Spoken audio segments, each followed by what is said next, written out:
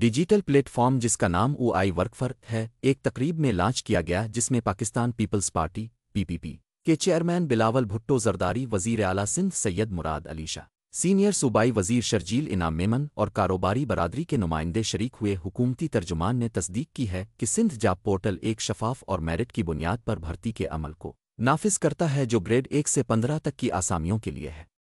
یہ نظام پہلے آؤ پہلے پاؤ کے اصول پر کام کرتا ہے، جبکہ اہلیت کی ضروریات کو مد نظر رکھا جاتا ہے۔ رجسٹریشن درخواست جمع کرانے کے لیے کوئی فیس نہیں ہے، جو تمام امیدواروں کے لیے یکساں رسائی کو یقینی بناتی ہے۔ یہ پورٹل مختلف شعبوں کے ماہرین کو سہولت فراہم کرتا ہے، جن میں ہیلتھ کیئر، انجینئرنگ اور دیگر متعدد خصوصی شعبے شامل ہیں۔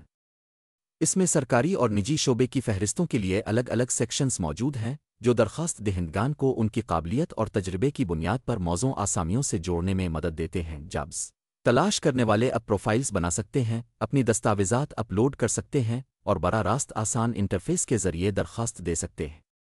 یہ اقدام صوبائی حکومت کی جانب سے خدمات کو ڈیجیٹائز کرنے اور سندھ بھر میں روزگار کے مواقع تک رسائی کو بہتر بنانے کی ایک اہم کوشش کی نمائندگی کرتا ہے۔ دلچسپی رکھنے والے امیدوار موجودہ مواقع دیکھنے اور رجسٹریشن کے لیے آفیشل ورکفر پورٹل پر جا سکتے ہیں۔